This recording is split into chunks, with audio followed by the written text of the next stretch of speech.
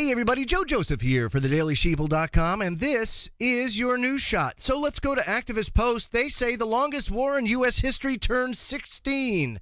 Ah, sweet 16, or maybe not so sweet, with thousands dead and no end in sight, and it's getting worse. That's right, folks. Of course, I'm talking about Afghanistan, and Rachel Blevins says on October 7th, 16 years ago, less than 1 month after 9/11, President George W. Bush delivered a televised address from the White House announcing the beginning of the Afghan war. Quote, "On my orders, the United States military has begun strikes against al-Qaeda, terrorist training camps, and military installations of the Taliban regime in Afghanistan." What Bush did not say was the fact that the war in Afghanistan would become the longest war in United States history.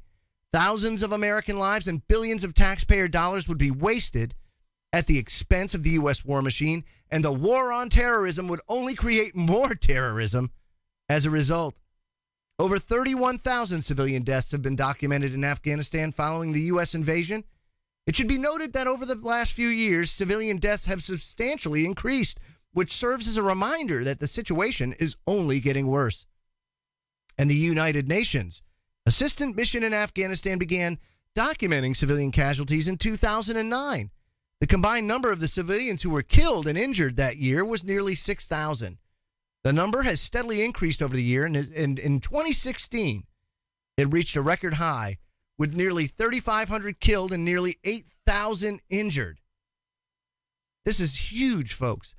And now you have Donald Trump that is reversing any sort of pullback that we've seen. And of course, what the pullback was, let's be honest.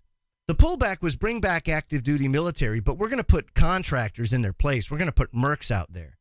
And they're going to continue to do what active duty military did. See, that's exactly what's going on out there. Nothing ever stopped. Nothing ever does stop. If you go to Iraq, you may not have as many active duty military, but you most certainly do have a huge contractor presence out there.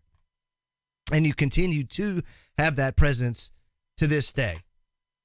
So she writes, after 16 years of war and a price tag of over $1 trillion, the United States has not only helped Afghanistan become the largest producer of opium in the world, it's also ensured that war-ravaged countries produce around, 90% of this supply, as well as what does it also do? It secures and I think they estimated over $2 trillion in rare earth elements in Afghanistan.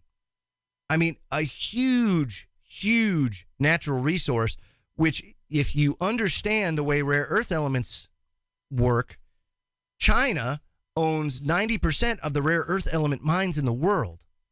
They have a stranglehold on them. So, of course, when the United States found out, oh, by the way, Afghan is rich in these rare earth elements, well, I mean, we got to have it. I mean, it's for our national security, which is actually what they say. Well, it's fighting a terrorist. No, it's not. It's because China at any time can just go ahead and just cut off that supply. And if they do, all of your electronic devices, everything from smartphones to computers to batteries, would just shoot up. I mean, the price increase would be astronomical because there would be such a demand for these rare earth elements. And you would have to have an enormous recycling effort underway. And it would still not keep up with the demand, especially now, for our electronic gadgetry. So the United States, of course, has to do what it has to do, much like it did in Iraq, right?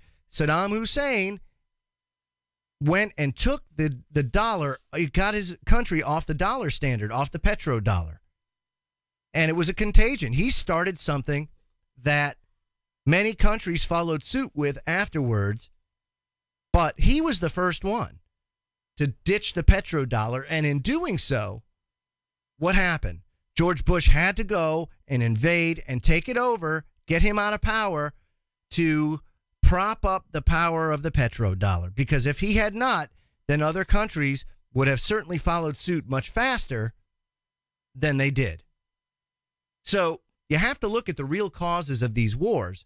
And what you come to find out is It's all about natural resources. It's all about resources. It has very little to do with protecting you and providing for your peace and safety.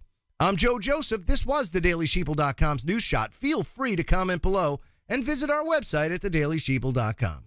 Have a great day, everybody.